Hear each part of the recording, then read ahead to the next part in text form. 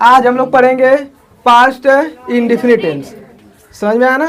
एक बात ध्यान दो, चाहे वो पास्ट इंडेफिनिट टेंस हो चाहे प्रेजेंट इंडेफिनिट टेंस हो, अगर इंडेफिनिट लगा तो कुछ न कुछ मामला क्या होगा, गड़बड़ हो जाएगा। समझ में आएगा ना? तो इसमें बस थोड़ा सा ध्यान दोगे तो बनेगा। सबसे पहले हम इसकी क्या पढ़ेंगे जी?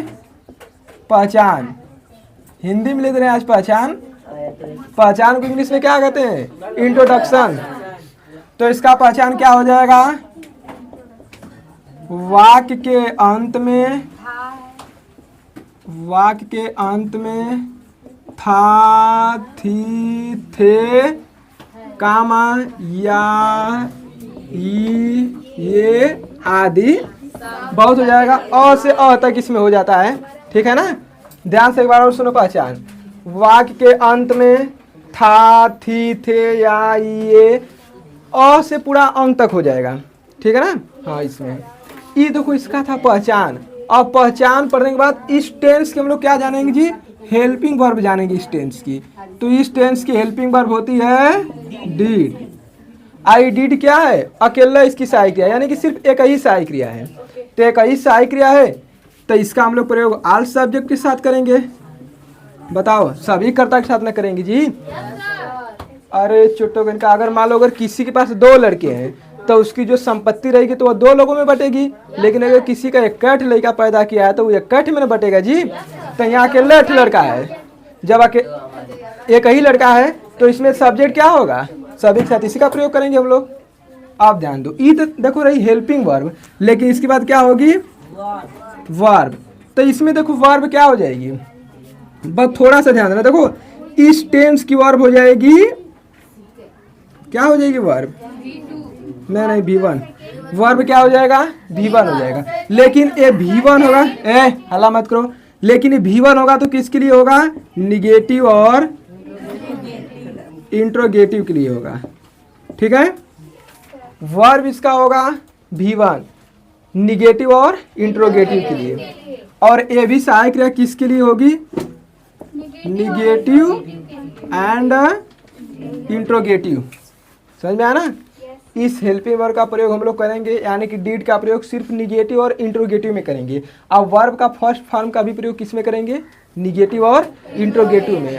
अर्थात इसका हम लोग अफर्मेटिव में यूज नहीं करेंगे। तब हम लोग पढ़ लेते हैं इसका क्या? 3 सेंटेंस हम लोग पढ़ते हैं, एक अफर्मेटिव, निगेटिव और इंट्रोगेटिव। तो इसका हम लोग पढ़ लेते हैं अफर्मेटिव सेंटेंस। ठीक है?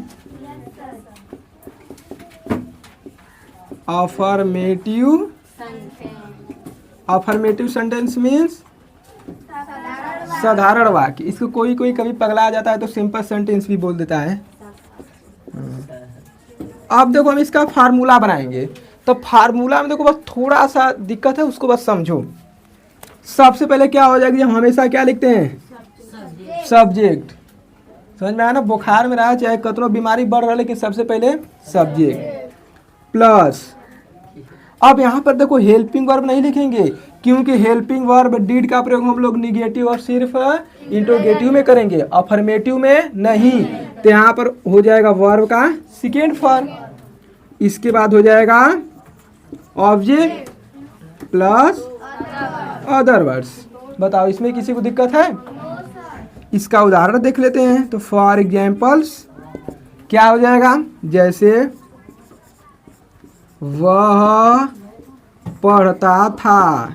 देखो एकदम ही साधारण है ना कि वह पढ़ता था, तो वह किस माने हो जाएगा? ही। अब पढ़ना, अब देखो सब्जेक्ट के तुरंत बाद वर्ब का सेकेंड फॉर्म। तो पढ़ना, तो पढ़ना का होता है रीड, और रीड का सेकेंड फॉर्म वही होता है, क्या होता है जी? रीड। तो रीड हो गया। यहाँ पर दूसरा देख लेते हैं। तुम उसे पीट रहे थे, अरे सॉरी, तुम उसे पीटे थे ना। ठीक है, देखो दूसरा उदाहरण देखो। यहाँ से दूसरा उदाहरण हो जाएगा, तुम उसे पीटे थे। तो यहाँ पर सब्जेक्ट क्या हो जाएगा जी? यू। अब वर्ब खोजेंगे तो वर्ब इसमें क्या है? पीटना। तो पीटना होता है बीट, माने अब बीट का सेकेंड फॉर्म होता है बीट ही। तो यू हो जाएगा बीट।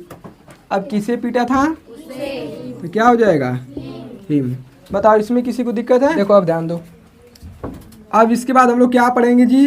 अच्छा उसका था निगेटिव सेंटेंस। क्या पढ़ेंगे? Negative sentence. तो निगेटिव सेंटेंस में देखो कुछ करना नहीं है, ध्यान दो, थोड़ा सा ध्यान दो। निगेटिव सेंटेंस मीन्स नकारात्मक वाक्य, यानी कि जब भी निगेटिव सेंटेंस आएगा तो बस हेल्पिंग वर्ब के तुरंत बाद नॉट। तो सीधा हम इसकी क्या पढ़ लेते हैं? फार्मूला ही पढ़ लेते हैं। फार्मूला तो सबसे पहले हम क्या लिखते हैं जी? सब्जेक्ट। सब्जेक्ट के बाद हम यहाँ पर लिखें कि हेल्पिंग वर्ब होती है डिड, और ये सभी कर्ताओं के साथ हम लोग डिड का प्रयोग करेंगे, लेकिन यह निगेटिव और इंट्रोगेटिव भी आती है। तो यहाँ पर निगेटिव सेंटेंस पढ़ रहे हैं ना, तो सब्जेक्ट के तुरंत बाद सहायक क्रिया हेल्पिंग वर्ब, तब क्या हो जाएगी सहायक क्रिया जी? डिड। अब निगेटिव है तो इसके तुरंत बाद नॉट प्लस वर्ब का, अब यहाँ पर देखो आ जाएगा फर्स्ट फॉर्म, क्योंकि मैं लिखवाया हूँ कि निगेटिव में फर्स्ट फॉर्म। अब plus object plus other words. बताओ इसमें किसी को दिक्कत है? उदाहरण इसका समझो। फॉर एग्जाम्पल्स, तो देखो अब यहाँ पर क्या है? वह है, यानी कि ही। अब इसके बाद हेल्पिंग वर्ब डिड, तो ही डिड, और निगेटिव होगा तो नॉट। अब वर्ब है लिखना, तो लिखना किस में होता है जी? तो राइट हो जाएगा। अब लिख रहा है तो कहाँ लिख रहा है? तो क्या हो जाएगा? In the school. बताओ इसमें कोई दिक्कत हुआ? अब हम लोग पढ़ेंगे इंट्रोगेटिव सेंटेंस, ठीक है? इंट्रोगेटिव सेंटेंस का मतलब जी प्रश्नवाचक वाक्य ना, प्रश्नवाचक वाक्य। इसमें हम दो ठे पढ़ते हैं, अब दोनों को देख लो। रूल नंबर 1 में ही पढ़ लेते हैं दोनों को। एक देखो पढ़ेंगे yes or no and WH type. Rule number 1 क्या है जी? Yes or no and WH type दोनों है। अब फार्मूला इसका समझो। फार्मूला क्या हो जाएगा? देखो इसमें बस क्या करेंगे हम, यस आर नो टाइप का तुम लोग का मतलब बताए हैं कि इसमें हिंदी वाक्य का प्रारंभ क्या से रहेगा, और जब क्या हम देखें तो बोझा जाएंगे। तुरंत हम लोग किसी स्टार्ट करेंगे? हेल्पिंग वर्ब से। तो यहाँ पर मान लो कि क्या से स्टार्ट हो रहा था, हो जाएगा हेल्पिंग वर्ब। हेल्पिंग वर्ब होती क्या है जी? तो डिड होती है। इसके बाद क्या लिख देंगे? सब्जेक्ट, और निगेटिव होगा तो उसके बाद वर्ब, वर्ब का first form plus plus other words. लेकिन अगर WH टाइप रहा तो WH टाइप रहा तो कुछ नहीं करना, बस उसी क्वेश्चन वर्ड को हम लोग क्या कर देंगे? पहले लिख देंगे।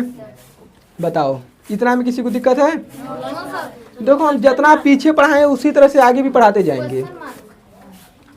चलो क्वेश्चन मार्क नहीं लिखोगे तब भी चल जाएगा, लिख लो, लेकिन क्वेश्चन मार्क भी हो गया।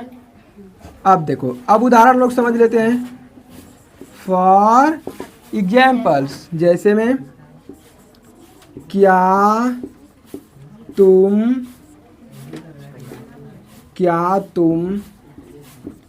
उसके साथ खेलते थे। देखो ध्यान से समझो, क्या तुम उसके साथ खेलते थे, तो क्या से स्टार्ट हो गया? वाक्य का प्रारंभ किससे?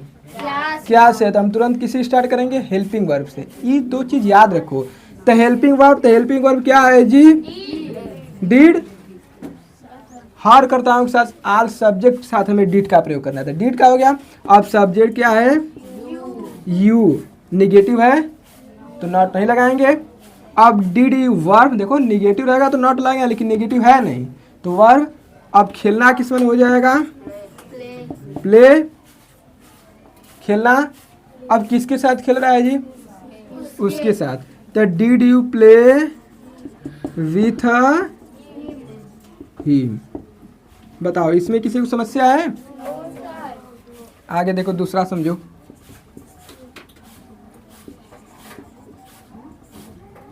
हम लोग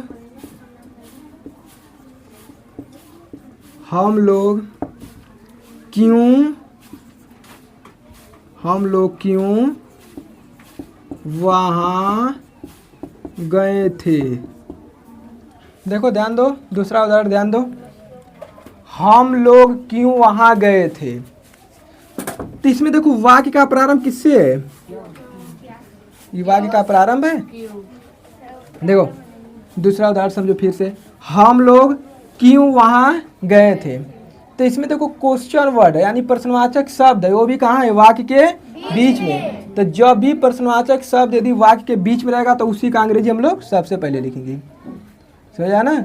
अरे चोर और देखे और रास्ता उस्ता में चोर वो जाता है भीड़ वाले में, तो पुलिसिया जगह पहले उसे भीड़ से बाहर निकालती है, खूब लती आएगी। तो इसको हम लोग तुरंत कहाँ करेंगे? बाहर कर देंगे। क्यों? तो क्यों किस माने होता है जी? तो हो जाएगा वाई। अब इसके बाद तुरंत हेल्पिंग वर्ब क्या हो जाएगा? डिड। Why did. अब हम है तो ये किस माने हो जाएगा? वी माने हो जाएगा। तो वाई डिड वी। अब वर्ब खोजना है तो क्या है? गए थे, यानी कि जाना। तो जाना किस माने होता है? तो यहाँ पर हो जाएगा गो। अब कहाँ गया था जी? तो वहाँ हो जाएगा देयर मीन्स। बताओ कोई समस्या है?